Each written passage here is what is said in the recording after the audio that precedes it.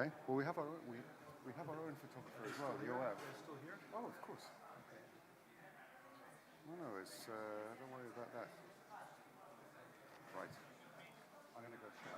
I'm not going to be British. I'm going to go shout. One sec. Use your French personality. Israeli personality.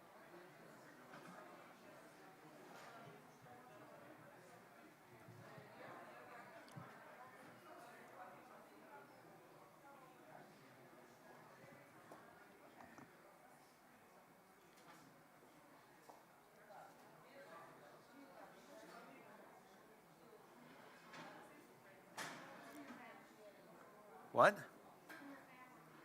Good.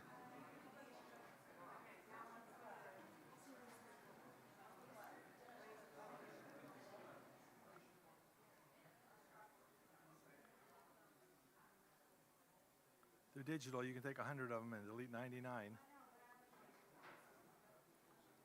Good. That's fine. Yep. Okay. You know, do one sideways too, so you get more of the sign in. 3, 2, 1, go. Quick, he's going to take his podium back. 3, 2, 1, go.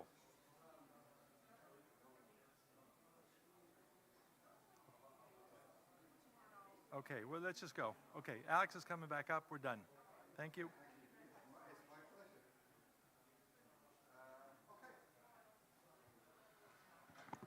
Okay, ladies and gentlemen, if we can take our seats, please. I'd be very grateful if the microphone people could pump up the volume a little bit. Thank you. That's much better. Thank you very, very much. Ladies and gentlemen, I'm insisting we sit down, and I'll tell you why. Because we need to be out of this room in an hour and a half, or else the dinner will be extremely late, and we can't allow that to happen. So if everyone can take their seats, I'd be extremely grateful. And it's with talking of extreme gratefulness, we have with us a hero of mine, and he has been for a few years. And I'm sure many of you are already familiar with this particular gentleman, Professor Gerald Steinberg. If camera in the UK are holding the media to account, Professor Steinberg and his organization, NGO Monitor, are actively holding governments to account for effectively supporting anti-Zionism via the back door by supporting a number of NGOs who are openly critical and, in many cases, hostile, and in the worst excesses, actually call for the destruction or even wholesale murder of Jewish people. Without further ado, it's my great pleasure. Please give a warm round of applause to Professor Gerald Steinberg. Thank you. Something on here? You just click something? What do I click here?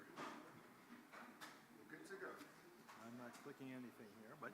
You'll see is just setting it up for you. Alex, thanks for those very warm words, and thanks for all of you who are still here. I won't even tell you how many hours we've been sitting here, being depressed by how bad the situation is, but also seeing some amazing people. And I really want to thank Alex, EJA, the entire EJA team for all the work that went into not just producing this conference, which is amazing, but also for all the work that they've done over the years, many events in Brussels that we have been fighting the good battle, and in some cases succeeding. I want to start by asking you, all those people who are still in the room and awake, how many of you are citizens of countries that are members of the European Union, or Switzerland, or Norway? It's just about everybody, right? Or the UK as well. Your tax money is paying for some of the worst examples of anti-Semitism, particularly on social media, as Tomer discussed earlier today. Organizations that go under the headings of human rights, of development, economic development, humanitarian aid, civil society, are among the leaders of producing hate of all the various, across the range. Classical anti-Semitism, theological anti-Semitism, the new anti-Semitism, it's all there. And in many ways, these are the most effective in the sense of influencing the most people, because they're put out by organizations that are considered to be highly respected. That's the language we see in The Guardian and the media, Le Monde, and all these other places. When these organizations say Israel's an apartheid state, well, that must be right. When they say that the Jews are controlling the media, well, that's part of the problem. These are classical examples of anti-Semitism that, as we have discovered, exposed for the last 21, 22 years, since the infamous Durban conference, and particularly NGO Forum on the elimination of racism, which became itself a breeding ground for anti-Semitism, and which led to the need, as Andrew Baker said earlier, the understanding there needs to be a working definition of anti-Semitism, not only because each country had its own, if they had any kind of definition or criteria, but because what they saw at Durban was this outpouring of hate, including distribution of the Protocols of Elders of Zion, all these combinations, anti-Semitism, anti-Zionism, theological anti-Semitism, Christian theological anti-Semitism, Muslim theological anti-Semitism, all in the format of support for civil society under the designation of human rights and under the auspices of the United Nations. And so the organization that I founded at that time, as a result, direct result of these events, NGO Monitor now has a index, a database of over 250 organizations. The vast majority are funded by European governments under the headings of civil society and support for human rights. And I encourage you to go. I'll just put some examples just to show you, just a few of, there are hundreds of examples I could bring, that are, again, funded, supported, enabled by European governments. If the European governments were serious about stopping any kind of funding for anti-Semitism, regardless of the excuse, whether it's called human rights or civil society, or whether the Europeans, and you ask the European officials, as I do all the time, why are you funding this? And they say, first, I wasn't aware of this, I'll have to go check. And then if they have a serious discussion, then the European officials say, well, we fund these organizations, but they're free to set their own agenda. They have free speech, which is nonsense. If you're funding somebody, if you're funding an organization that supports the mafia, and you become aware of that, you're not going to continue that funding under the heading of supporting free speech. But that's the excuse that's given. Or government official after government official, they all have the same party line, they all say the same things. This is an example, just two examples of a Palestinian organization called Badil. These are their posters they put out, and you can see here very clearly the mix of what's called the new anti-Semitism, the anti-Israel, anti-Zionist, collective anti-Semitism, with the motifs, the themes that are there in the classical anti-Semitism. It doesn't take even an IRA definition to be able to see that these are clearly anti-Semitic. And again, these are not, I'm not cherry picking, there are hundreds or thousands of these examples. What distinguishes these is the fact that this is funded by European governments. And in fact, for a brief period of time, I believe it was that the Dutch government, when they saw that their money was going to it, they led to a change in the leadership, but not the funding kept going. And the new leaders are no different than the old leaders who are promoting this. Here's another case. You can see the images on the side. This is a event that was held in Palestinian territory. I believe that's in Ramallah. And the people who are looking at these posters and pictures and images that were given prizes there are European government officials. We identified from the pictures we have are higher quality, who are the European officials also who tweeted and Facebook post about how they were there to support the Palestinian narrative, the right of the Palestinians. They called it support for a two-state solution or images like that. But it is the same exact themes that we saw there, again endorsed by European officials. More examples of these, a different group of NGOs funded by European governments.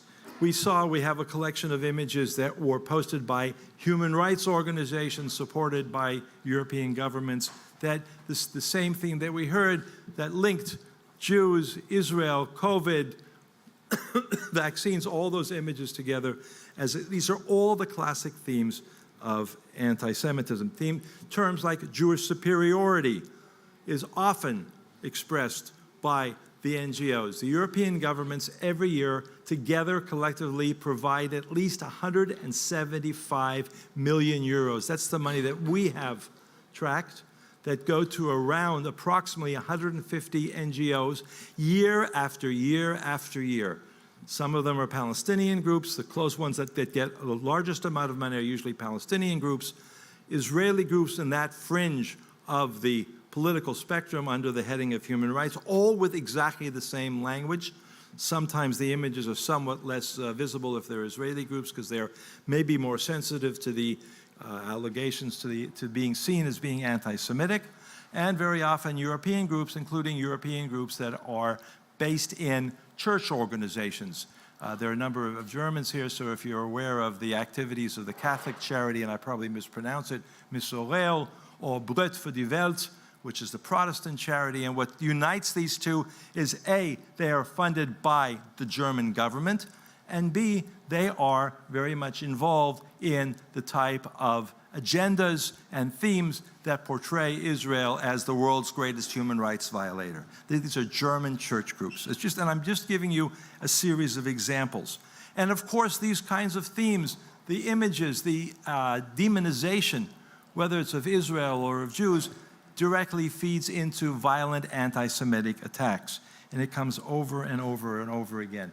The images that compare Israel to the Nazis is another theme that comes up quite frequently in these, again, human rights, civil society, NGOs funded by European governments. The biggest sources of this funding are generally, this is again year after year, based on the information that's available, not all of it is available, are the European Union itself. Very often what you'll see is that Sweden and Belgium and Germany and other European countries will provide 700,000 euros or 1 million euros to an organization, and the European Union will provide exactly a similar amount to exactly the same list of organizations. It changes slightly every year, but not significantly. So each of the countries more or less follows the same pattern.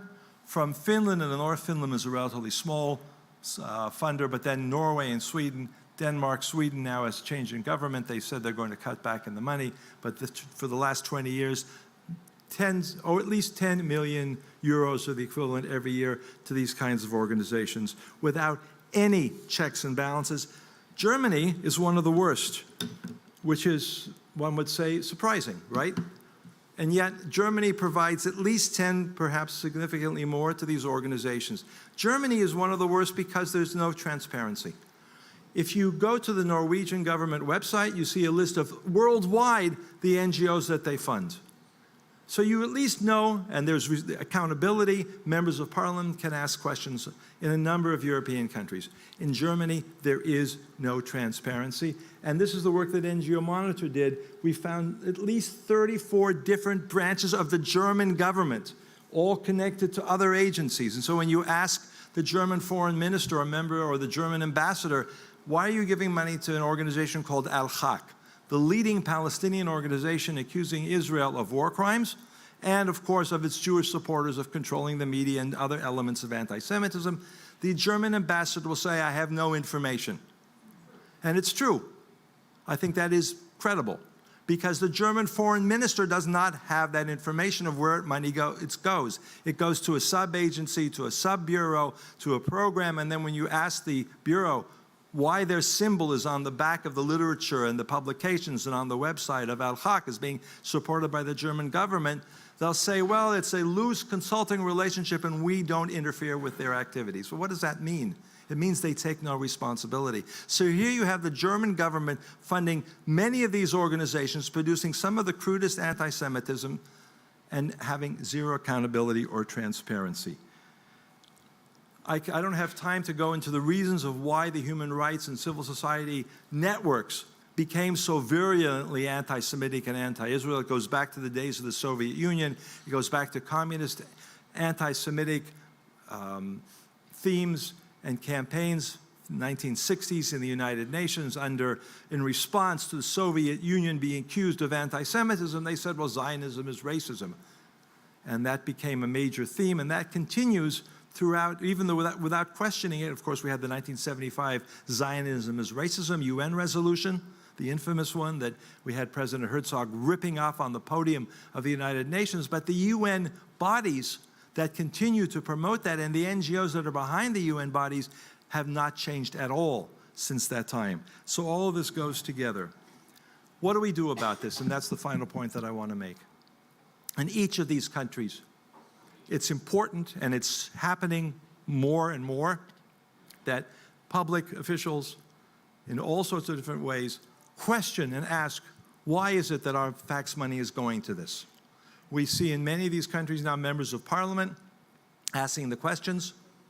In the Netherlands, we recently had a case where they admitted that a significant tens of millions of euros from the Netherlands government went to a Palestinian development organization that had 34 officials were connected to the PFLP terrorist organization.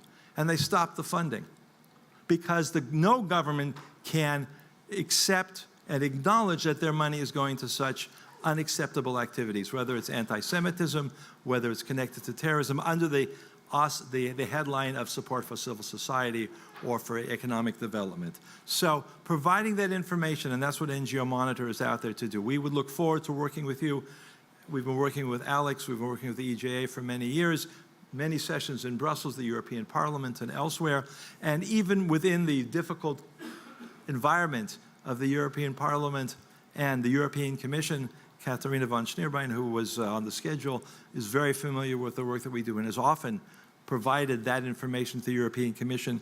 So that's extremely important. And then the last point, which I want to make to reinforce what many of you have said up here on the podium, education. Understanding, using the IHRA working definition. This is anti-Semitic. This is anti-Semitic. You're signed on to this working definition. Why are you funding it? And the European Parliament recently, I think the last week, adopted what's called the budgetary discharge resolution, which includes very specific terms and requirements that any NGO funded by the European Union not engage in racist and discriminatory behavior, including anti-Semitism. It's going to take a few steps to go from the European Parliament to the European Commission to enforce that, but it's an important acknowledgement. So education, lobbying, all of that does have a growing positive effect. Thank you. And by the way, I have some examples which I'll put in the hotel, in the lobby when you come in, and there's some copies of these in a hard copy you're welcome to take with you. Thank you so much, Professor. And they might be small steps, but the fact is it's people like you, it's people like Marcus Sheff, also at Impact SC, who are keeping up the pressure to the EU institutions. Why? Because they can't ignore you. And because you show incontrovertible evidence, it's extremely, extremely important. Thank you so much for what you do. And there's a reason why you're in Brussels so often, and you're asked to come to Brussels so often, Professor, because what you do is making a difference. And it might be a slow drip, but it's the nature of a huge, unwieldy institution, like the European institutions, that like a rather large cruise ship, it takes a long time to turn. But once it starts turning, I believe the momentum will be unstoppable. So keep at it, good sir. Thank you very much. Fantastic. And it's great to see. We're going to go a bit closer now. We're going to go back to Portugal. Two very, very important parliamentarians, Mr. João Rebelo and Mr. Alexandre Pocho. Thank you so much. I'm not great with Portuguese names. Almost as bad as my Polish. In Pushu, sorry, I beg your pardon. So please come and join me, and we'll have a brief discussion. Thank you.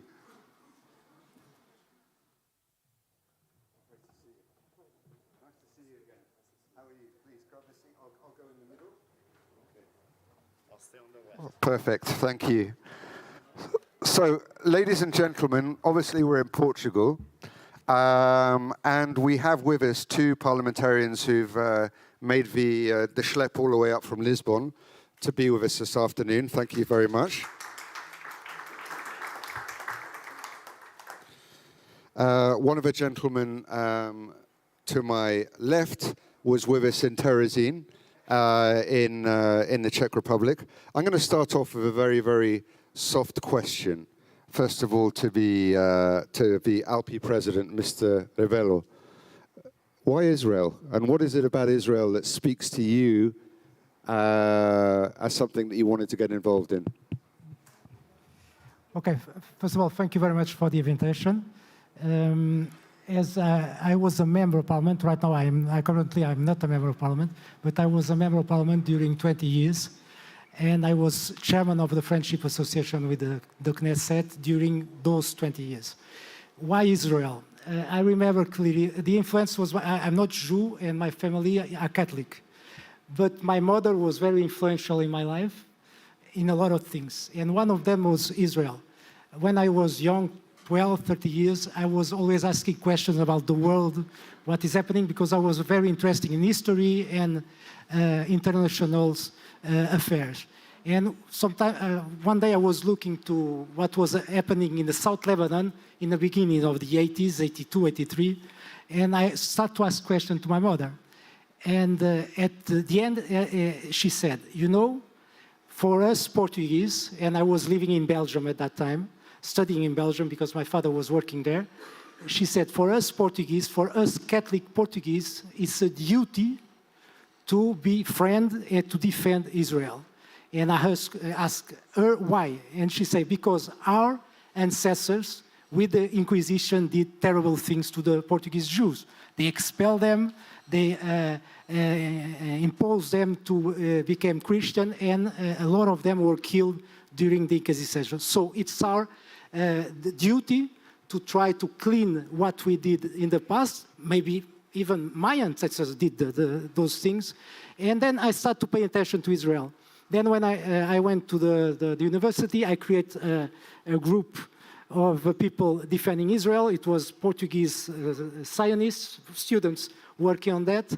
And that's when I start to see how bad information among my colleagues at university about Israel and the problem with Palestine was there. And since then, I work a lot of time with that. So answering your question, it was mostly by influencers by my mother and the interest that since then I have with Israel. So as president of the Portugal-Israel Parliamentary Friendship Group, what was it about Israel, of all the multitude of political topics that you could have got yourself engaged in? Why Israel? Let me just start to thank to EGA for this invitation. It is a pleasure to be here as a member of parliament. Well, I would say I do not have the same experience as João, because in the 80s I was not even born. But since I started to read, I've got one of my interests is to read about Middle East and to read about Israel and started to develop an interest and also a taste of friendship with Israel and with the Israeli cause. So when I entered in Parliament in 2019, we had to pick up the friendship groups. And it is a funny story because I've asked in 2019 when I was first elected to the Parliament, so that I would want to be a member of the friendship group. And then my party appointed me to the Iran-Portugal friendship group. And then I said, well, I prefer not to be in anyone, but definitely I don't want, as my preference is to go to the Israel, I would not go to the Iran friendship group. And then in the end, my party switched, and then I joined the Israeli group. So I appreciate the Jewish culture, and also I appreciate the fight and the strength of the Israeli culture and people who only fight to exist and only fight to reclaim their presence in the land of Israel. So we have some challenges. I don't know if you want me to speak about I would stress 5 major challenges and that. Yeah, please do. Okay. Yeah, Can I please go? do. Please do. We'll come back to Okay, Mr. then Rebello afterwards. to Mr. Rebello. Okay, so now the current friendship group of Portugal, Israel, has five major, I would say, key points in our activity. The first of all is perhaps one of the most difficult. It is to reshape the way that our media and that the public opinion here in Portugal speaks about Israel. For example, in the last days, we have been some attacks in the south of Israel, and when you watch the news, it seems that only one side is attacking the other way. So generally, and João is a bit older than me, can confirm that. Generally, on the Portuguese media, we will see Israel being not well treated and with bad coverage, with bad press. So that's one of our key points to make a better public opinion to our Israeli friends. The second one is in the political establishment in Portugal, there is also some, I would say, not a total anti-Semitic opinion about Israel, but we have work to do. And the way that I think, and the members of the group, we are 15 members of parliament that are members of this group, understood this task is to kind of do regular activity, so that in the Portuguese parliament you will see a constant activity of the friendship group, so that the MPs, the journalists and the politicians get used to see good activities, a dynamic group with some initiatives about Israel and also about the relationship between the Portuguese and the Israeli. The third point is to work on the political opinions of the Portuguese parliament. We have established this group in November, and since then we put up 2 votes in Parliament. The first one was in March to remember the victims of Inquisition, International Day for the Victims of the Inquisition. It was approved with only 6 MPs abstaining. And then on the last week, and tomorrow will be discussed on the Foreign Affairs Committee, we put up a vote for the 75 years of Israel. So with these votes, we try to, not just to say that we are alive and active, but so that we can also kind of framing Israel with some key points: the respect of Jewish life, the respect of the people that want to be in their land, and also to foster the relationship between Portugal and Israel, and of course, then I will pass to the fourth point, a major one, to change the position of our country in the multilateral organizations that we are part of. In the last years, Portugal, in my opinion, have had some very sad votings when it regards to Israel and to the issues about Palestine. So I like to see my country with the Portuguese. Hello. Okay. So this fourth point is that because I like to see my country when it comes to the multilateral forums, like the UN, for example. When it comes to votes, I like to see Portugal voting with our European allies, with our NATO allies, with our friends. I don't like to see my country to vote aside with some of the worst dictatorships on earth. And usually, when the discussion goes to Israel and to the issues between Israel and the Palestine, and we also respect the will and the self-determination of the Palestinian people, but we see that sometimes the votings about Palestine are much more to offend or to attack Israel.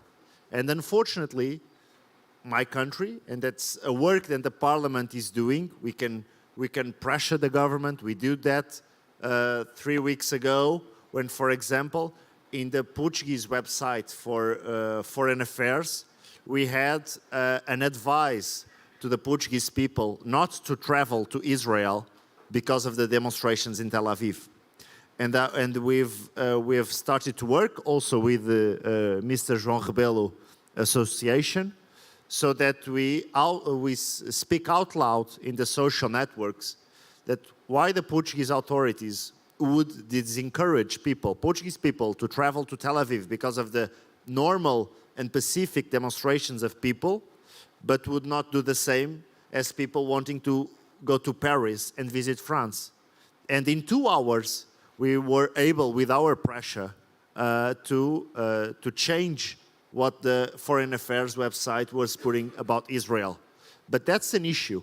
And I would like to see when this term ends and when I finish my job as current chairman, that the Portuguese diplomacy starts, well, at least not to vote in favor of some recommendation and some texts that, in my opinion, much more than being pro-Palestine, are sometimes anti-Israel, and that's a huge challenge that we have to address.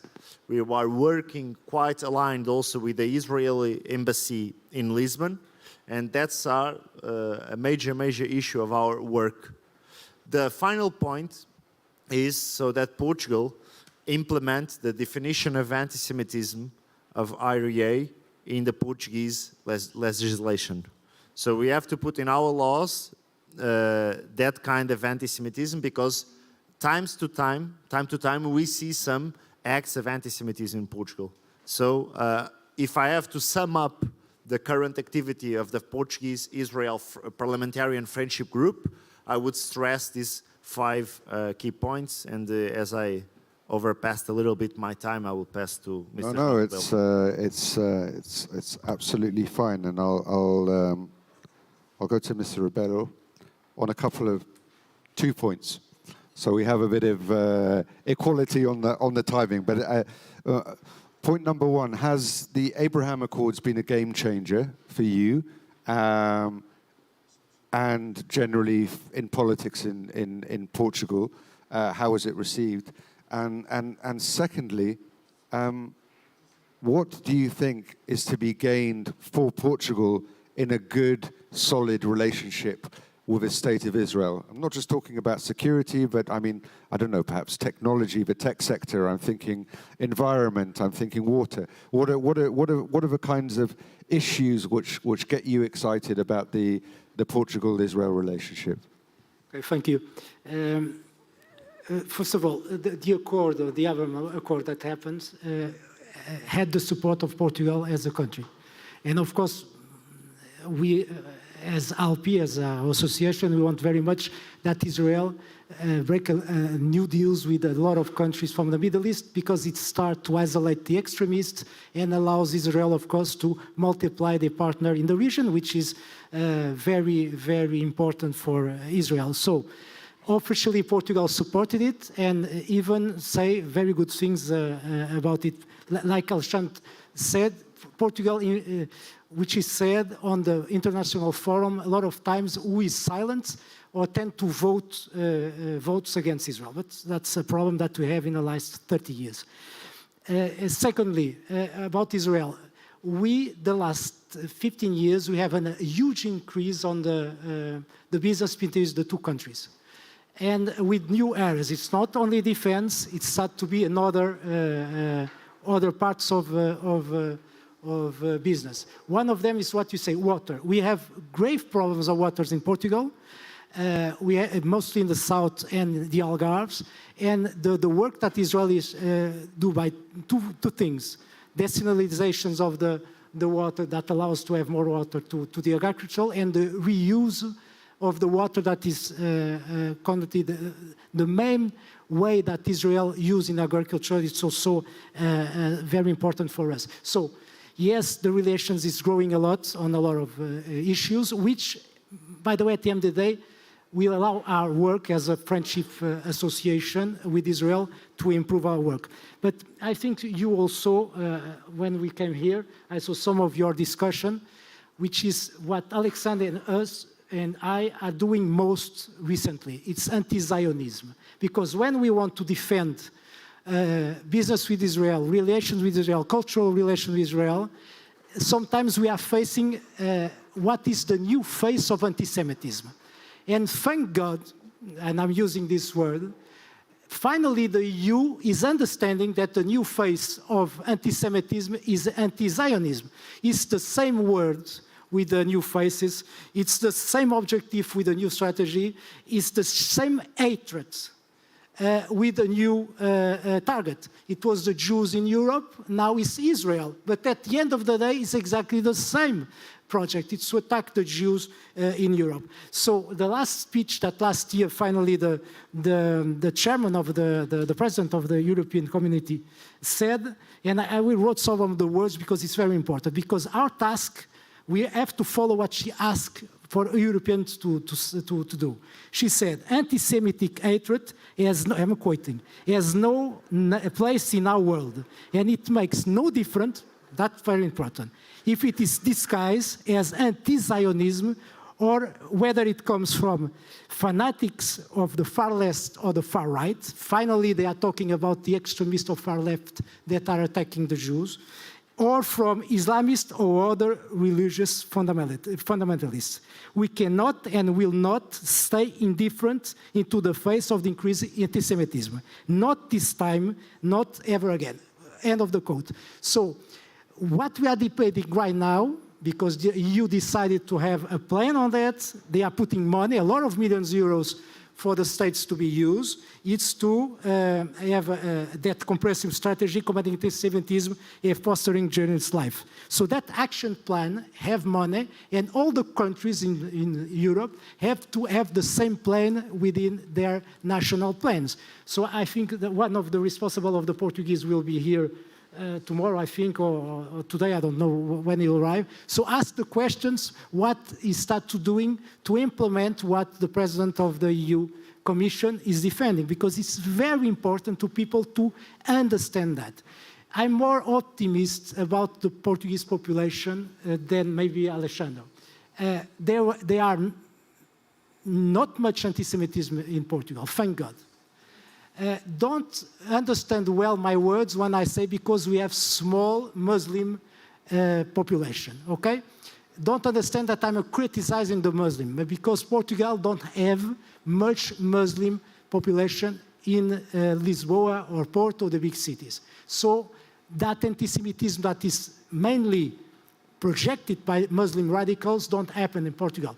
I see a survey in Europe that most of the Jews in Europe say that 35% of the attacks that believe come from Muslims. And then it was the far left, and then it was from the far right, and then finally from enemies of Israel. But we don't have that problem here. Yes, the press is a problem, not because they are engaged against Israel, because they don't have much information.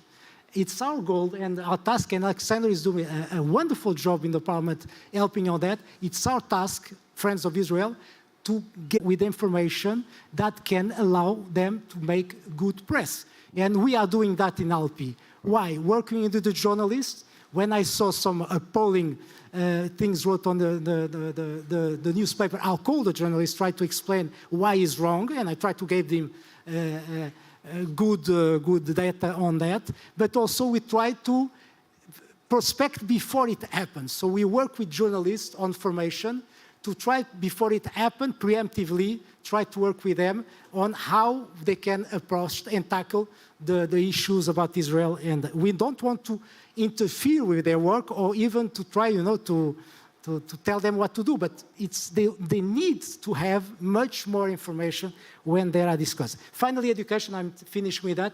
That's the project that the Parliament have with the Ministry of Education.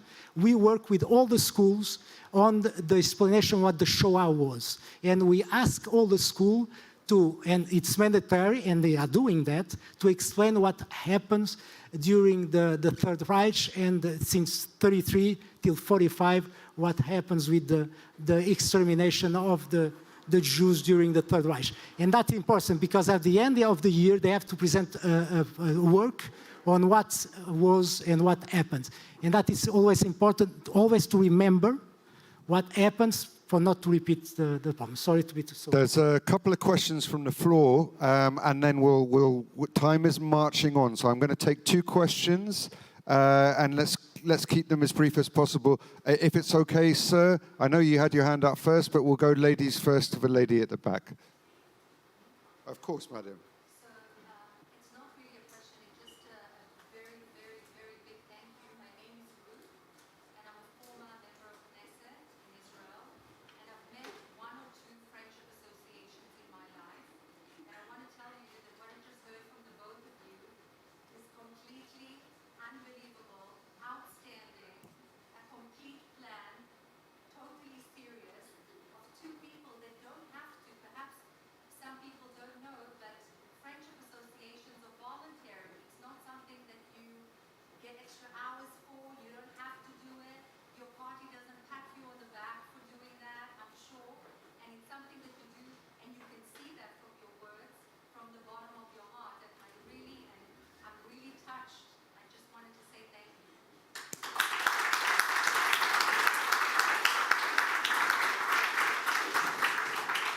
Sir, I'm wondering how you can possibly top that. Please.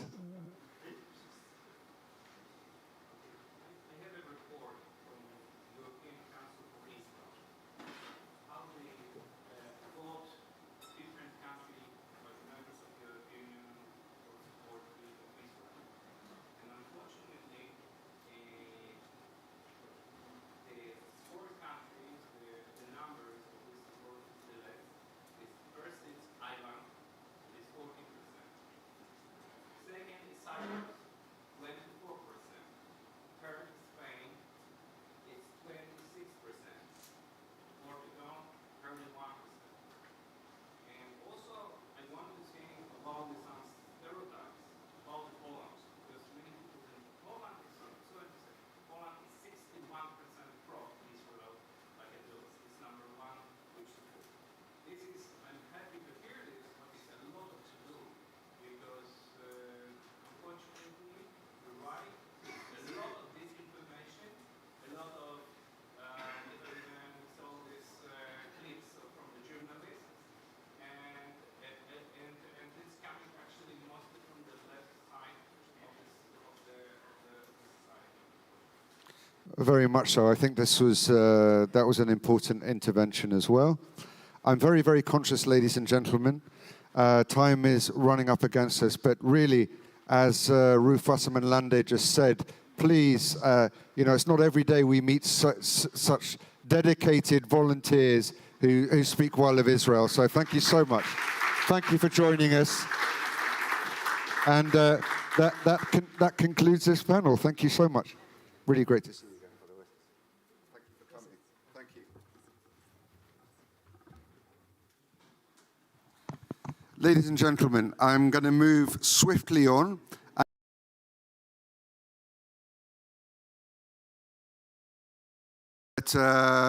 After this next presentation, my colleague Michel Gourari, who's the European Director for European March of a Living, will be taking over the final session before handing over to our Managing Director, Yorgos Papadakis.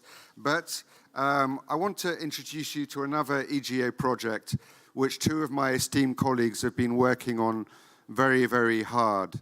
And this is ending the trade of Nazi memorabilia. Some of you may have seen the coverage which we received as the European Jewish Association regarding items such as Hitler's watch, Wehrmacht toilet paper, Eva Braun dog's collar, Hermann Goering's ashtrays, sort of trinkets and memorabilia which is being sold on the open market. My colleagues have worked very hard at this. So without further ado, I'm going to hand over to my colleagues, the EGA Head of Legal Affairs, Mr. Shlomo Dan, and APA EU Affairs Advisor, Neshka Figel, who are going to talk you through the presentation.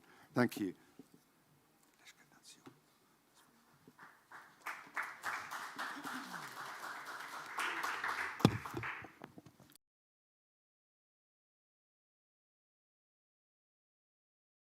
David and Gabriel, for the excellent hospitality and the amazing work they do here in Porto. Dear friends, Dear friends, for a long time, we in the organization have set ourselves the goal of fighting as much as possible the illegal phenomenon of uncontrolled trade in Nazi objects. This is a difficult struggle that requires from us a lot of work, both in the political and the legal field.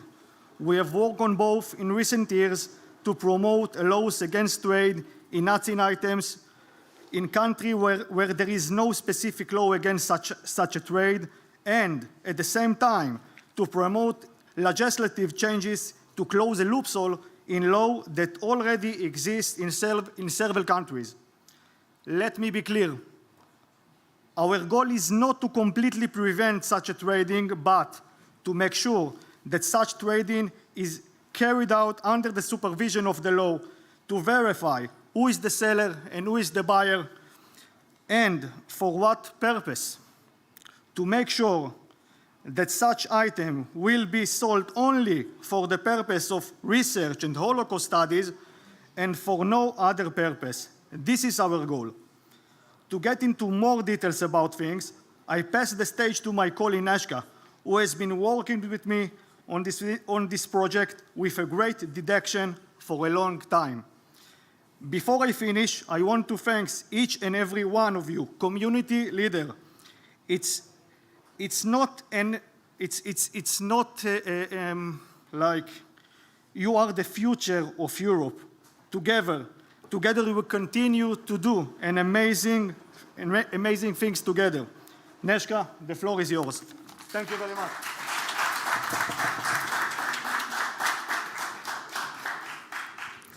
Thank you very much, Shlomo. My name is Neshka Figel. I've been working for the European Jewish Association as an EU Affairs Advisor. First of all, thank you, Porto, for giving us this opportunity to be here and have the delegation. So as my colleague Shlomi said, we have been working in the last months on the legislation of Nazi memorabilia in different European countries. And we have made also this topic one of our priorities for the 2023 and for the future, because we think that dealing with this is really important, and especially with items such as Nazi objects, referring to one of the bloodiest, darkest moments of humankind, is really important, and having a strong regulation, legislation, is crucial. So I will start with our presentation.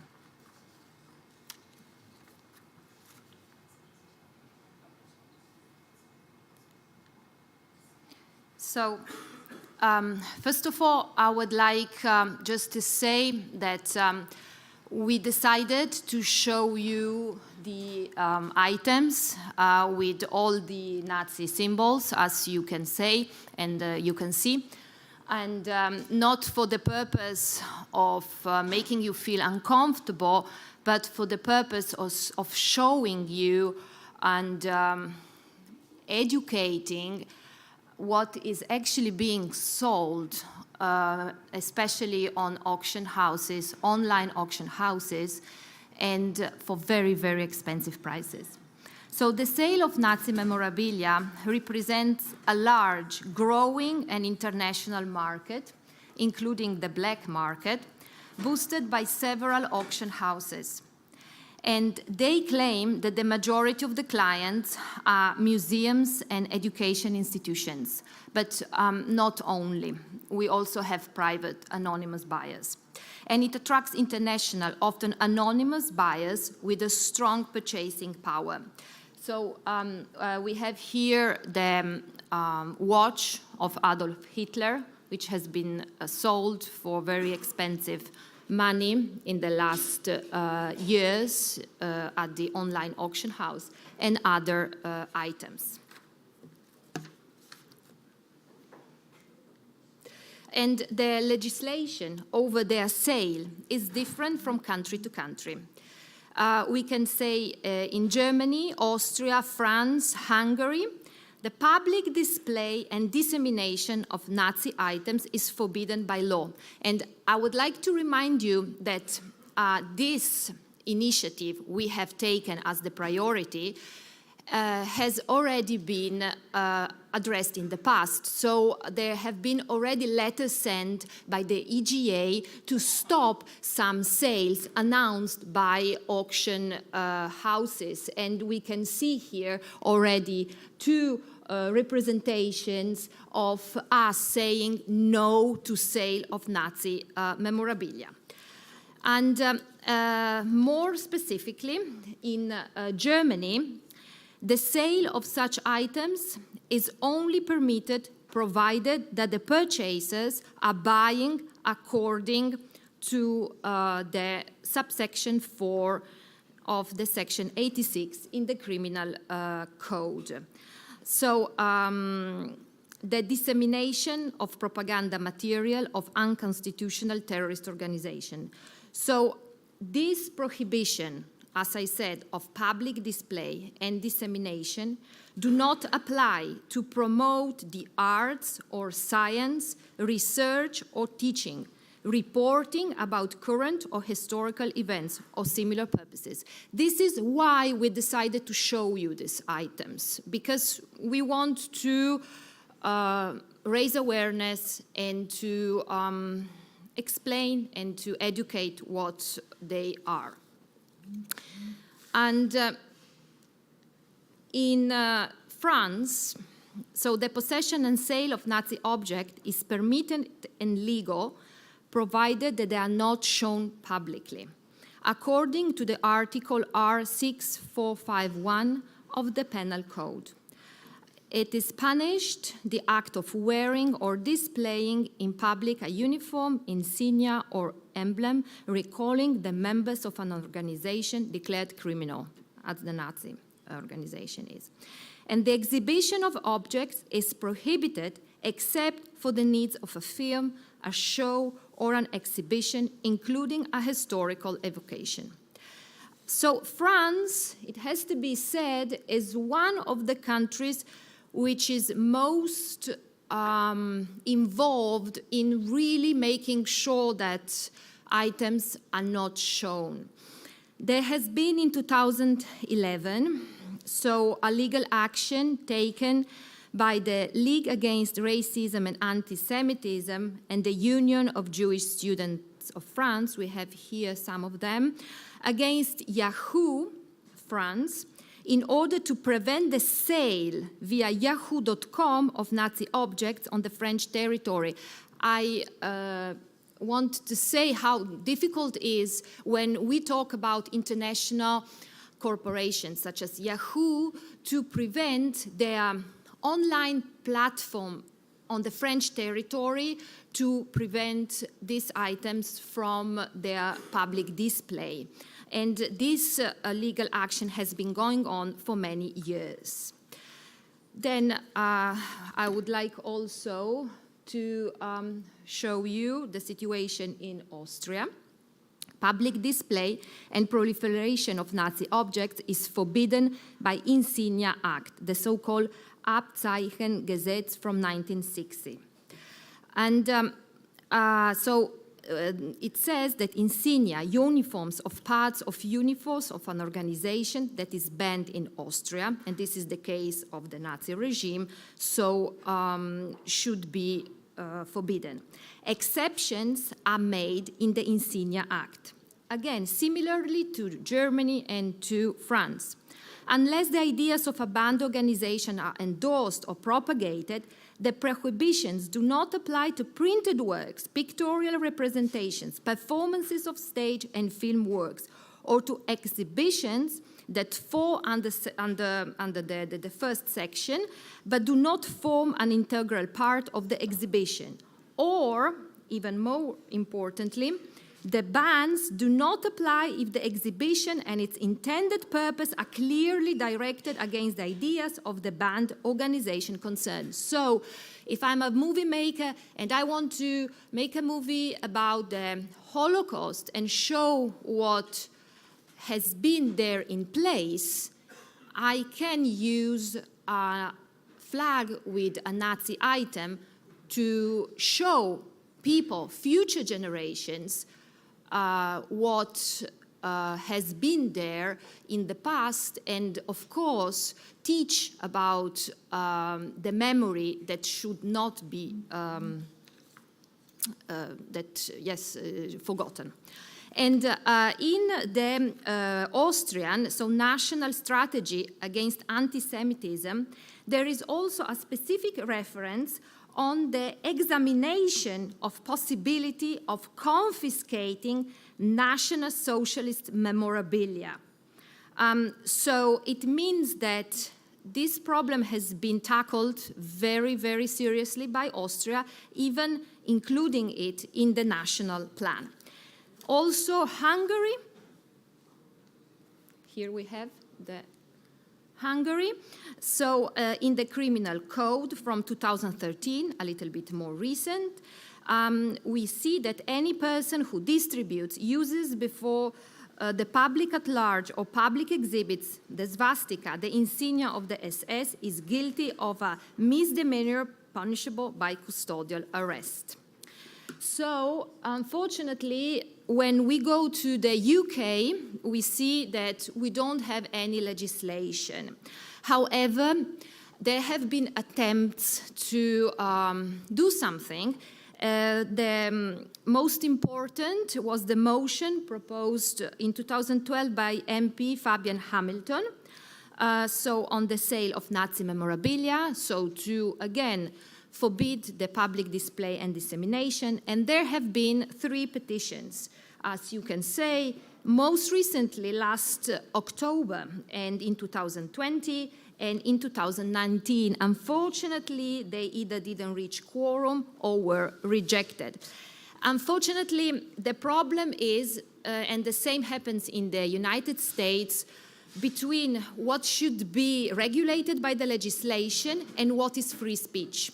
So if I think that free speech allows me to go and speak publicly also about Nazi memorabilia, I would refrain from legislation. In Europe, especially in countries such as Germany, legislation is really, really important. And we want, as a European Jewish Association, these countries to be the leaders in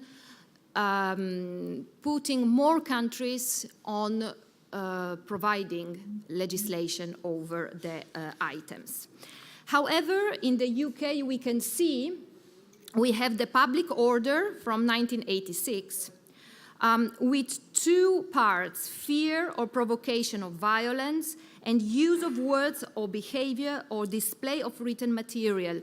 But there is nothing really addressing specifically Nazi memorabilia, just general subjects in order to prevent violence and offensive words. But we would like something which is stronger. Because our major fear is that Nazi objects fall in the hands of people who glorified the Third Reich. And in this regard, out of very high level of sensitivity, several auction houses, including top auctioners such as Sotheby's, Christie's, Bonhams, eBay, and most of them are from the UK, which is very good because they don't have legislation, but they do them out of moral reasons and high sensitivity. They refuse to deal with Nazi memorabilia. Others, unfortunately, the German Munich-based Hermann Historica, the Druids Auctioneers in the UK, the Alexander Historical Auction in Maryland in the US, are publicly displaying and selling Nazi items to the most generous bidder. And we have, first of all, I'll show you a good example. In 2019, the Swiss-Lebanese investor Abdallah Shatila purchased 600,000 euros valuable Nazi items. Among them, a collapsible top hat that allegedly belonged to Adolf Hitler. For 50,000 euros, which is really terrible considering that Adolf Hitler, so the worst person in the humankind, got his hat sold for so much money. And Shatila donated all the items to the Keren Hayesod, the Israeli fundraising foundation. So they are safe from dangerous hands, from nostalgics of the Nazi regime, which for us, it's really important. So I would like to show you a bunch of pictures about what all is being sold on auction houses. And you will be surprised because here, let's say we have maybe the most, you would say, representative items of the Nazi regime, a helmet, a flag, an insignia. But we have the Mein Kampf statue of the face of Hitler. Again, we have a flag. But here, it's my colleague Shlomo made some screenshots from the online auction made on the German Hermann Historica auction house. So you can start to see, for example, a small plate, pictures, a watch, as I told you, as I showed you before, another one, a carpet, you can see jars, and you can see even a dress which belonged to Eva Braun. Typewriters. You can see statues, mugs, small figures of Nazi SS, Nazi Germans. So all that is for us very relevant, and we do our best to contact as many countries as possible. Over the past months, EGA sent letters to ministers of justice of France, Germany, and Austria. I would like to say that we send it also to Madame Sophie Élyséon, déléguée interministérielle à la lutte contre le racisme, l'antisémitisme et la haine anti-LGBT. And we have here Elise Fageles from the same office. And is it possible to show one example of the letter? Okay, so we accept the Nazi items can be sold in order to keep awareness high on the agenda and teach future generations about one of the darkest and bloodiest regimes in human history.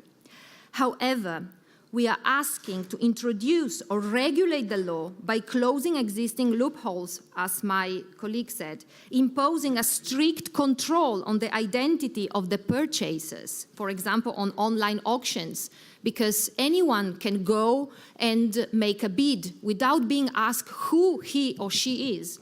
and representing clear proof about Nazi items being used in line with the exceptions provided by the law, so for education, for research purposes, the same ones we showed these items to you. So thank you very much, and have a very nice evening.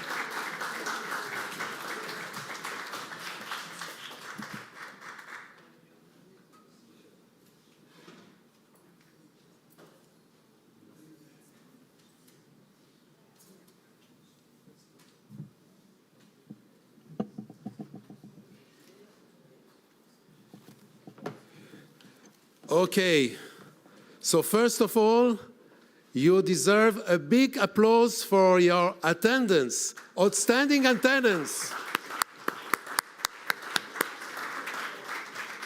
Well done. It's the last conclusive panel. So really thank you. I'm calling to take your seats. First of all, Ruth Wasserman-Lande, Regina Slusny, Claudia Klimek, Sarah Singer, Rabbi Emil Ackerman, Lawrence Julius, Enrico Fink.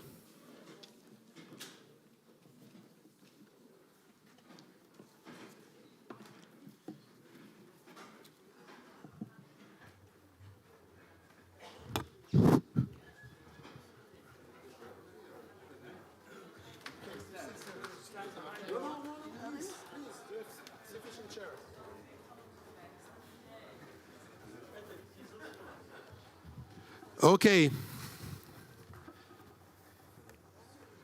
Sorry. So I want to, first of all, thank you. Please, have it here. No, no, here.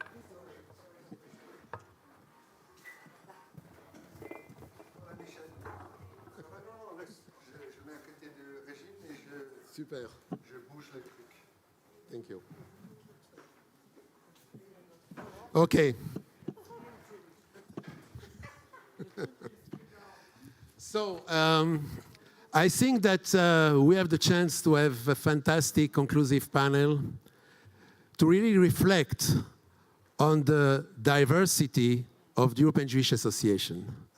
We have here leaders, Jewish leaders from different backgrounds, from different countries, young leadership of Jewish communities, the old and very outstanding leadership of other Jewish communities, and especially to make some conclusive remarks. So I'm the director of the European March of the Living, and as you can understand, the March of the Living, it's to remember the past in order to build a better future. So therefore we are here to remember the past, but especially to build together a better future. So I will ask, first of all, to get some remarks from the Israeli perspective of Ruth Wasserman-Lande. She's a former diplomat and served as deputy ambassador in the Israeli embassy in Cairo. As far as I understand, you're also speaking Arabic. Thank you. Guilty. She worked as the advisor of President Peres, in charge also with the relationship with the Jewish communities and diaspora.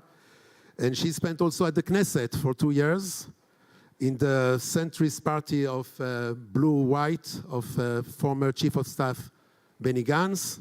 She's a speaker, commentator, and also now appointed chair of the new World Impact Forum of the World Jewish Congress. So Ruth, the floor is yours. We have every one of you no more than 5 minutes. Oh my goodness. So, you know, I'm very, very touched. I'm very touched. I feel like my soul is in the right place. My neshama. Because the fact that so many Jewish representatives from so many Jewish communities are sitting here is not a given. It's not obvious. And I'm really touched. I'm very honored as well. And I want to thank you personally, my friend of many years, Michelle. And I would like to say a big thank you for existing and for doing this conference, to the EJA. Again, I think it was brilliant, full of knowledge, and very, very touching. So a very big thank you to you. I want to tell you a teeny little story, which will hopefully not take up all 5 minutes. You know, I grew up, as you can probably hear, in South Africa, and I made Aliyah when I was 17 on my own, and I did all sorts of things, but one of the lovely things that I did, there were two game-changing things that I did. One of them was spending 3 whole years in Cairo as a Jewish Israeli, not yet married at the time, woman, which is quite an issue in and within itself. But then I went off to the study at Harvard for a year, and it was on a leadership program and an MA. And in that leadership program, we met the beautiful Jewish community of Boston. And, you know, I was after 3 years of Cairo. So, and in Cairo, ladies and gentlemen, if you don't know, there is a rather cold peace. So when you spend time there as an Israeli Jewish woman, you sort of hear everything you can possibly imagine against Jews, against Israel, against, and then you come to Boston. And Boston, comparably, seems like heaven. Apart from the weather, of course. And then we met these amazing, well-to-do, well-placed, Jewish, intelligent, really astounding people in the Jewish communities learning about leadership. And they were telling us, the Israeli group that were on the scholarship, they were telling us that they were afraid of the Holocaust coming back. And I remember at the time, I was in my 30s, but very early 30s, that I was shocked. I was really shocked. I came from Cairo. And in Cairo, you know, it was obvious that it was very, very difficult for a Jew, for an Israeli, you know, there were a lot of misconceptions and a lot of antagonism, and it was inherent. And then I was thinking, how can you live in this heaven with everything that you have and think that you are afraid of the Holocaust coming back? And now, a few years later, it's so obvious to me. It came home. I mean, it totally is obvious. I mean, anti-Semitism is definitely on the rise. We are never vaccinated against it. It comes and it goes. And we can never truly, as some people said here, now it's okay here. Or now it's relatively okay there for somebody to walk with a kippah. But we don't know what will be tomorrow. And I totally understand, comprehend from within the feeling that I really didn't understand then as an Israeli, coming from Cairo, the sentiment of those Jewish people.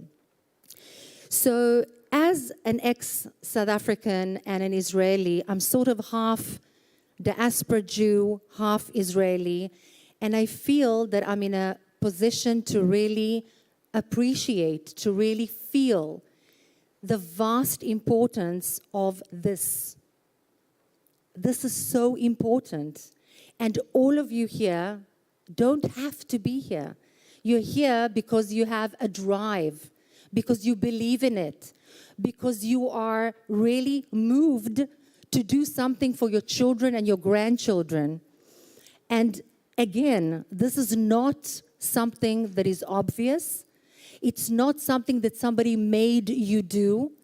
And this is the essence of the continuity. And I feel that in Israel, not everybody gets it. So one of the things that I feel in answer to your question, Michelle, is that we need to bring it home to the Israelis how important this is, how not obvious this is, how amazing it is to have rabbis Nobody asks, what kind of a rabbi are you? There are religious people here and there are secular people here, and it's okay. We live in an era in Israel that every one of us is in a box. We are defined. And I, ladies and gentlemen, am sort of a very strange thing, because I'm a chulnikit from South Africa. I'm a complete Israeli, totally. I'm both religious and irreligious. I'm a Masorti. I respect the religion, but I'm not in a box of keeping all the mitzvot. I cannot bring myself to hate one single Jew, which is the trend these days, unfortunately. And it's a very strange thing. So we should work on operatively maintaining the tie and bringing home the message to Israelis, because you know what? Don't forget that the Jews in Israel are part of the Am HaYehudi. They are part of us, we are part of them. I think Rabbi Margolin in the morning said, we are one. And we are. This is our strength. One of the bad things about being able to read Arabic is that you can read how happy our enemies are that there is infighting. Let's not give them et ha'oneg hazeh, that pleasure. Let's work together, which is something that you are doing as those representatives, all different kinds of representatives do every single day, but also with the Jews in Israel. Thank you.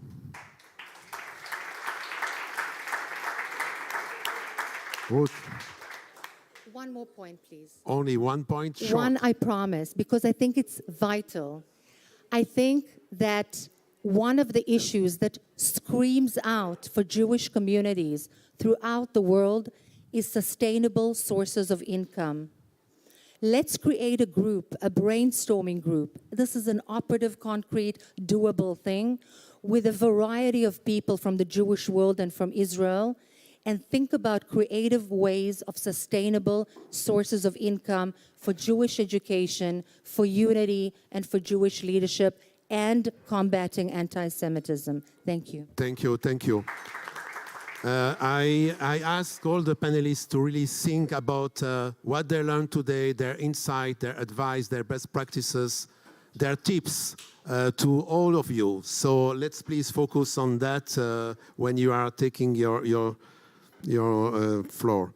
So Claudia Klimek, she's the vice president of Tesh Gazette, the Social Cultural Association of Jews in Poland.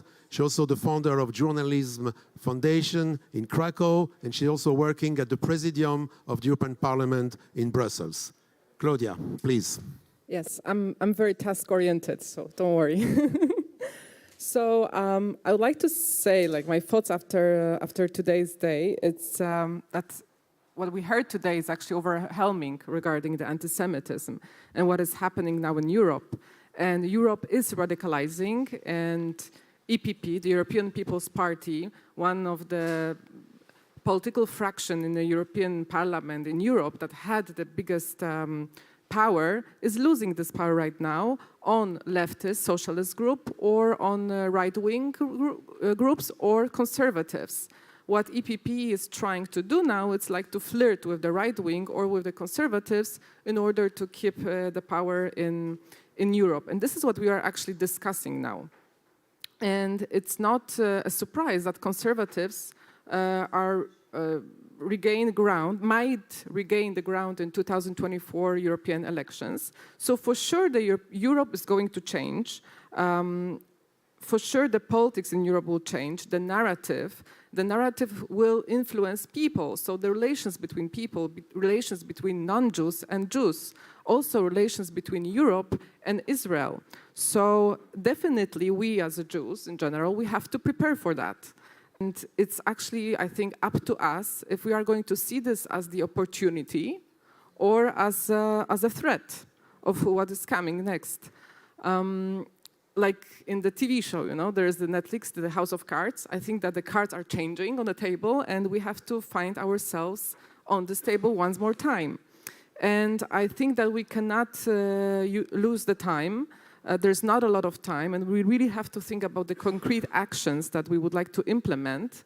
So for sure, we're talking today about a lot of organizations, different kind of organizations that are doing a lot. But I have the impression that we are doing a lot, but we are not really communicated enough. So we should start to build a platform where we are exchanging the knowledge, exchanging the tools between ourselves, and we are starting to teaching each other. What's more, I think we should cooperate with the national parliaments much more. Again, in our also national parliaments, we have new members. We have to remember that we have to all the time build new relations based on trust. Even if this person, this member of the parliament, is from the party that we don't really appreciate, still, nevertheless, we have to talk with these people. We have to give them opportunity to learn more from us.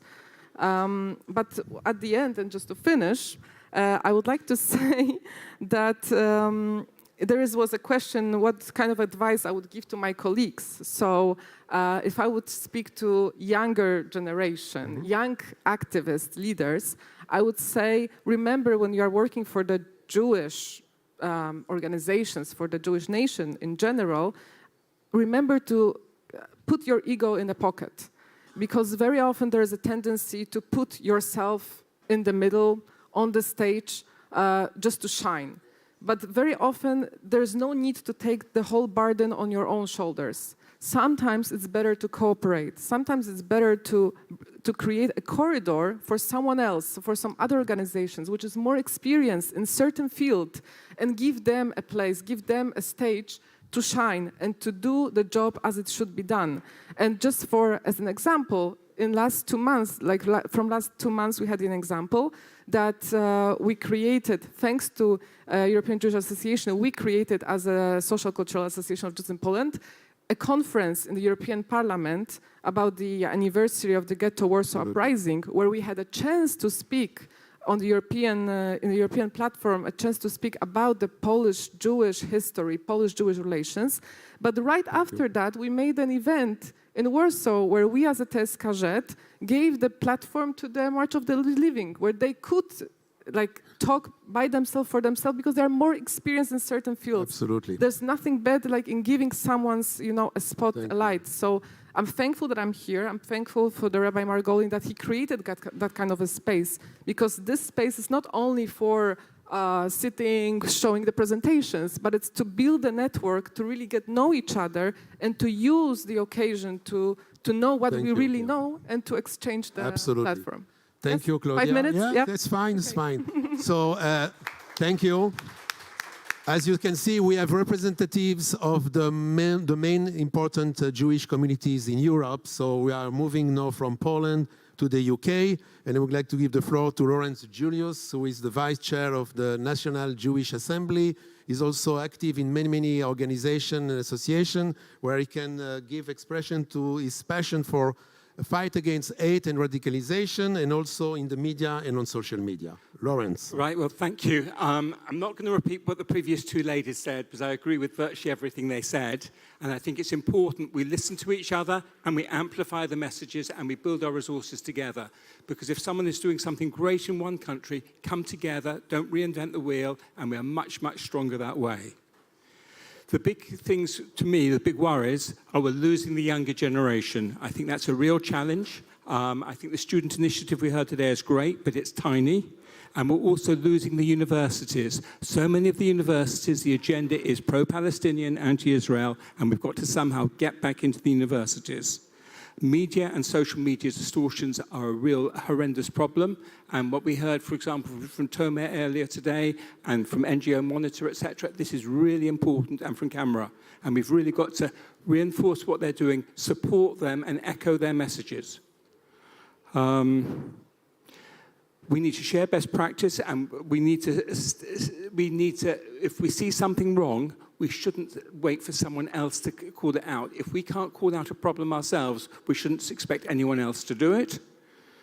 But always challenge in an appropriate way. And basically, that was my main takeaways. Thank you, Lawrence. And now I'm giving the floor to the representative of the French Jewish community, to Rabbi Emil Ackerman, who was the first to establish a modern Orthodox community in Paris called Ayeka. He's very vocal on political issues. He's also a trainer for young people and political parties on the fight against anti-Semitism. Rabbi Emil, please. Thank you. Thank you. I also agree completely with what the previous participant said. You know, we have a saying in French. We say, l'union fait la force, meaning we are stronger together. And something that I hear from younger Jewish participants from my community and other communities is sometimes a negative feedback, a reproach that we say to big Jewish institutions is that, you know, they feel disconnected, that sometimes they feel that they're not heard, that they are not part of the conversation. And I feel that today, EJA had, you know, people from all backgrounds, all age, and they all had their spot, their occasion to speak. And I feel that's a success that we should all celebrate today. Because even when sometimes the big Jewish institutions bring young people, they're, you know, tokens, they have to sit, you know, in the back. But now, today, I think that's a success. But also that is the main, to me, that is the main challenge that we are going to face in the next generation, which is that there is a gap between some of the younger generations and the Jewish institutions. For example, I think about the relationship to Israel, because we have not known Israel in you know, not a strong position. So even if we are Zionists and we want to support Israel, our view is sometimes going to be different from the bigger and older Jewish institutions. We have a different way of, you know, looking at our own identities, and there is a dialogue that needs to happen between all the generations. And also in terms of Jewish life, I feel that in Paris, in Europe, in a lot of other places that I've gone to, that a lot of things are happening outside of the establishment, outside of the institutions. And all of the young people that I've met, they try to get the support from the Jewish institutions. They try to get the support from the establishment, but the establishment should know that what the young people want to do, it's going to happen, whether they are for or against it. And I feel that, you know, there should be a dialogue between the Jewish institutions and the younger generations to say, you know, how can we compromise? How can we support you, even if we don't agree with everything that you do? And that's a story that I've heard many times. And I think that EJA today, EJA is a success in terms of bringing this dialogue and making this happen. So thank you. My tip, my advice, or even my wish, if I could say, would be bring younger people to the table with all the people, with all the generations, make the dialogue happen and listen to each other. Thank you so much. Thank you, Rabbi Emil Ackerman. And now we are moving to another important Jewish community in Europe from Italy. Enrico Fink, he's the president of the Jewish community of Florence. He's the third largest Jewish community in Italy. He was born in a family very heavily impacted by the Shoah, by the Holocaust. He's a musician and an author. And please, he's also very active on the fight against anti-Semitism. So Enrico. Thank you, Michel. What I learned today is that even though we are faced with incredible diversity and differences as Jewish communities in the different countries of Europe, we often, I heard today, this morning, often referring to similar processes that are needed to be enforced. I heard often speak about helping the institutions, the countries, to take responsibility, to confront their own past in order to create a credible strategy to combat present and future anti-Semitism.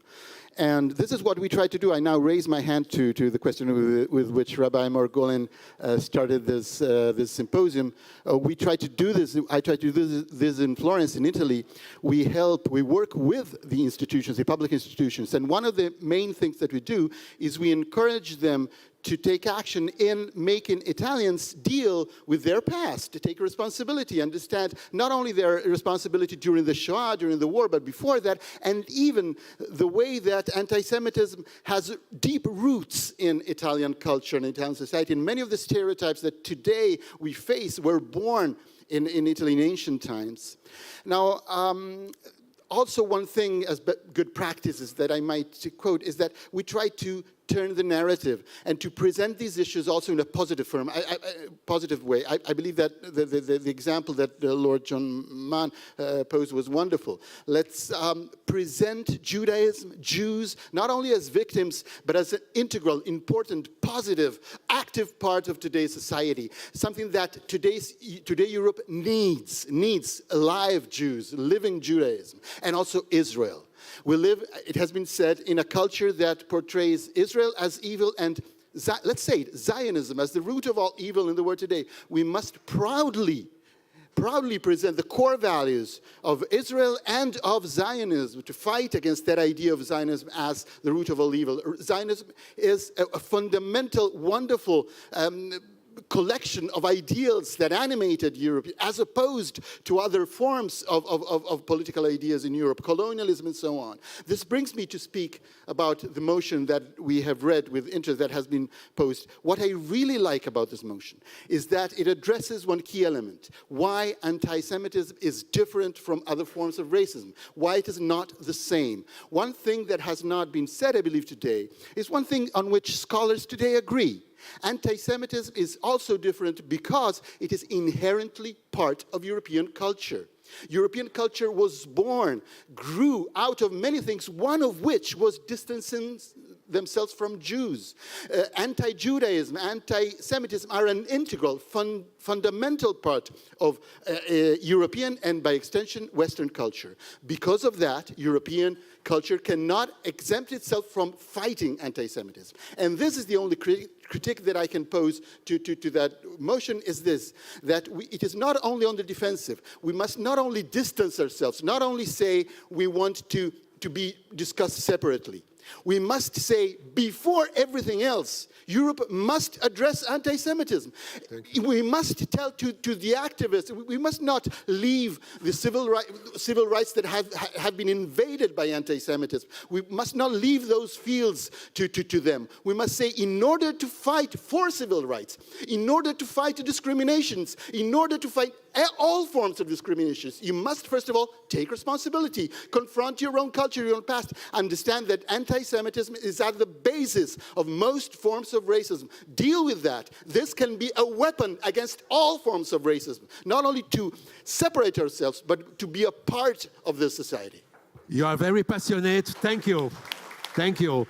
And now we are moving to Germany. It's not like the EGA contest, like Eurovision, but we are really giving the floor to the most important Jewish communities of Europe. So now, Sarah Singer, she's the Vice President of ZWST, is the Central Jewish Welfare Organization of Germany. Sarah, please. Well, after this Italian signore, it's very hard to speak. I'm not so temperament, I am, but not that one. So I want to address, first of all, thank you for having me here. And I think the young people, what I heard today, they're on really extremely good way. We have in Germany take every time young Jewish people to concentrate on their being Jewish, not to be afraid to enforce them. And we invite them, we made a lot of projects for them, and they do digitalization 4.0. We get them in every single piece what we do, so the establishment is really aware of that, and we open up because, I mean, one day we are gone and they have to take over. So better is that we play our cards right away. thing is what we did, we made in Germany because we are very close. We have a unique thing. In Germany, the Jewry is very well accepted, even though that we have a rising anti-Semitism. We know that. Because we are in the middle of Europe, we have half of us is east and the other half is west. And we are right in the middle and we do understand what's coming up. It's not easy. And the task is that we open up a center of anti-Semitism competence center. And we got every time the money from the German government because I thought it even better to get the money from the Germans and then to put out what we want, that they can see it. And why should we take the money from our people? I don't get it. I mean, this is not right. So they pay for it, and we're going into police academies, in the military school, in schools, so we really get implemented in the German government and in the German resources. To talk to people, to be aware, and to tell them and to show them what is a Jew and how we act, and how proud we are in the middle of Germany. I mean, this is a different story. And sometimes if I come around the corner, they say, oh my God, she again. Because I'm asking every time for the money for our projects. This is how it is. In the year 2018, one time I was in the European Commission and I was wondering why is anti-Semitism in one word with racism and Islamophobia. Some kind somewhere. I said, how does that work? I said, I don't like this. So we were working for 2.5 years pursuing the EU Commission. Really, they don't like me. To the day of 2020, then I knew that there's going to be the German chair. And then I go up to the ambassador and to everybody what I could think of. And Mrs. von Schnurbein can tell you the whole story about it, because the two of us, we pushed it through with the ambassador and the German government. And then that anti-Semitism had its own standing. And this is so important because then afterwards, they filled it up with money just that we can, everybody in Europe, participate and work on it. So please take the chances. As more as you get these fundings, as more they have to put in some more money just to achieve the projects. So please be aware. I know what for a hack it is to put all the paperwork together. I know that. But there are a lot of good people, they know how to do it. So it's very important. Second, third of all, then we did the Jewish-German volunteer exchange. Very important. We take German children, after students, for half a year or for 1 year, they go Germans, Christians, they go to Israel and they work in hospitals or in social work things. Vice versa, Israelis are coming to Germany and working in Germany. So both sides are really exchanging, first of all, language. This is important. Through language, you get in touch with the people. And we have this already since 10 years, and I'm very proud of it, because every year we get like 30 Israelis to Germany and 30 Germans to Israel. So, and these are our mouthpiece. This is our task, how we work on it. So they come home and they tell how it was in Israel, how they liked it or they didn't like it, whatever, but they have an objective feeling what is about Israel, and the Israelis have an objective feeling what is about Germany, and they can implement this. And I think we have to work very close so we can do it. I don't know, in your countries, it's much more fair with the government. This is very important. You have to nag them, you have to go them on your nerves, you have to call them, you have to sit down with them, you have to move them, because if you don't move them, they don't move. Believe Absolutely. me, not one bit. And you have to move them and give them solutions. Don't ask them, just give it to them. Tell them what to do, and they will do because they're happy to get something. Don't ask them, forget them. They don't have the answers, forget that one. And to make parliamentary evenings what we do. Once in a year we invite, because as a central welfare organization, you're in a very nice position, being social and being nice, and you could be very bad too at the same time. And we work together with we are in the group of 6 was sagt man, Verbände, how you call this in English? Association. Associations. It's like the Caritas, the Catholics, the Protestants, then with the Red Cross, and all these nice, beautiful German welfare organizations that they think they are so good and so effective. Okay. And this is how we work with this, because we know exactly, because we go with them to all these German governmental sittings, meetings, this and that. They wanted to get in already, the Muslims association. We say, no, they are not ready yet. They have to accept us before they can go somewhere. Strong words. Yeah. So I think thank you. This is some task maybe for the future. Yeah, okay. Maybe, and I thank you for so your much. insights and your tips. And now, thank you. And now our last speaker, maybe one of the most experienced Jewish leaders, Regina Slusny. She's the president of the Forum of the Jewish Organization of Antwerp and Vlaanderen. She is also the vice chair of the Hidden Children during the Holocaust. She's by herself a Holocaust survivor and one of our leading leaders. Regina. Thank you. And thank you, Rav Margolin, for inviting me again. Well, Belgium, we have anti-Semitism, but on the other side, we have a lot of contact, especially in Antwerp, with the non-Jewish people. Christians, Sinti-Jews, even the Muslim people. I was invited twice at Iftar evenings. We can speak with them, but on the higher level, they promise a lot and they don't do it. And that's the big problem. I try to speak to the youngsters more. I go to the schools from 9 years old till university, and the youngsters, they don't know even what is a Jew. They look at me and they say, you're not Jewish. Because what they know in Belgium is the Orthodox Jewish people they see in the streets in Antwerp, all dressed in black and the peyote floating around. That's for them the Jew. I'm not a Jew. So I explained to them, well, if I'm not a Jew, why is all my family gone? I was lucky. But a lot, the 6 million, were gone. And I explained to them that we are all the same, and I give them a message. I tell them we are all equal, we are all similar one to another. Please be open to getting to know each other and accept each other. We do not choose many things in life, but we have a choice in how we behave to each other. It's because of the stereotypes that we lost these 6 million.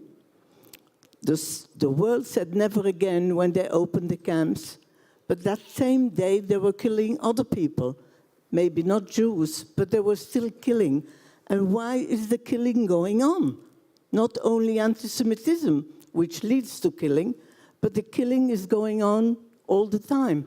So I don't understand that. If we want this to stop, it is up to the young people to take a different path and make the right choice in life so that the world becomes a better place. Thank you. Thank you, Regina. Thank you.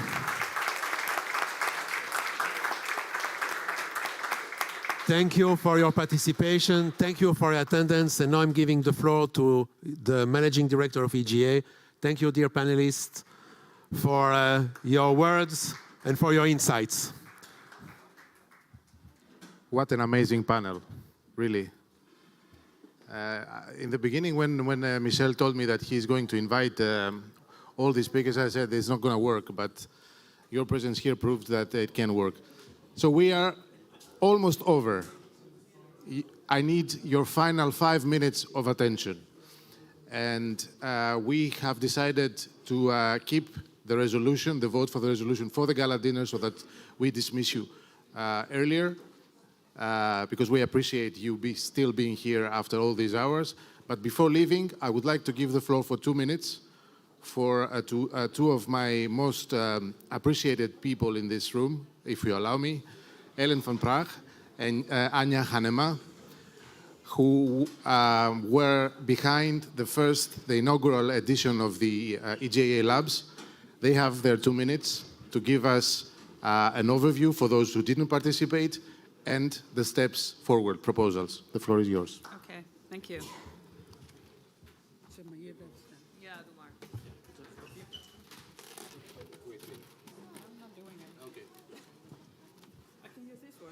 Yes, yes, you can use it. Okay.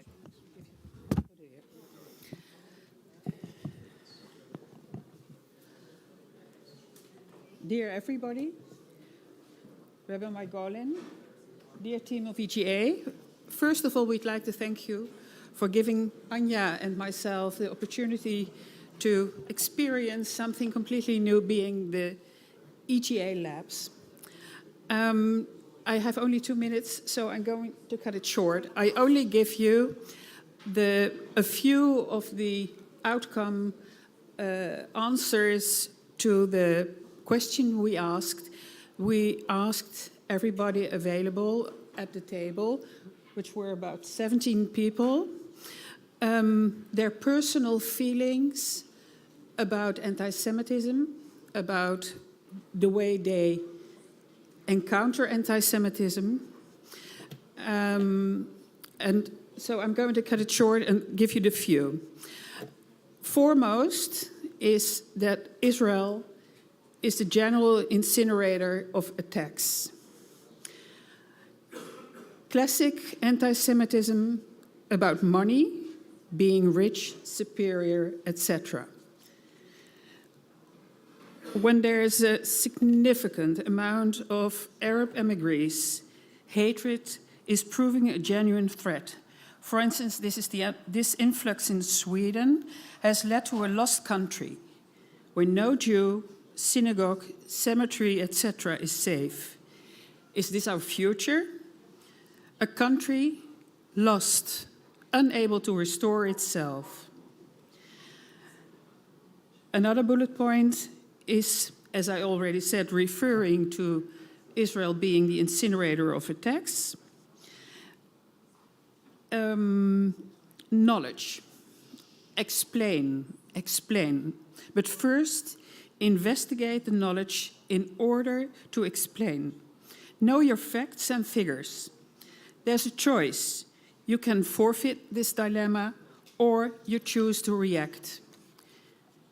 In general, if we want to connect or explain the politics of Israel, we stand empty-handed because we have no influence on the policy of Israel. We, as non-residents, cannot vote, unlike, for instance, the Turkish people all over Europe, who have a great influence on the Turkish politics. We have to accept the choices the Israeli people make and deal with it. However, whenever you choose to make a statement about the Israeli politics, then we need a tight information connection with, for instance, the Ministry of Diaspora, in giving us the tools to address this topic. These are just a few of the remarks that were made at the session. It was a short session, and it was apparent it was too short, but hopefully we'll go on. Yes. And I'll give Anja the floor. Yes. Finally, before you go into the garden, have a nice drink, I hope. The EGA lab, which we did during lunchtime, was a success. All people actually said it was superb to have the possibility to say something personal about the attacks and the possibility of defense. So a follow-up is interesting to do next year. Such a lab should be a little bit longer, not 1 hour, but 1.5 hours or something. And we also advise a pilot with a goal such as building a structure which enables us to act and to react on anti-Semitism. That was it. Okay, 2 minutes? Perfect.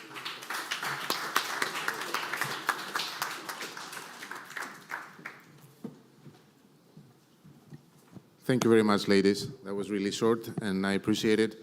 It is over. So, a cordial thank you to all of you, really, from the bottom of my heart. This applause is for you. An equally cordial thank you to our interpreters, who did an excellent job a little bit longer. Thank you very much. Practical information. Please collect all your belongings, because the room is going to be transformed into the place where we are going to have our gala dinner a little bit after 8.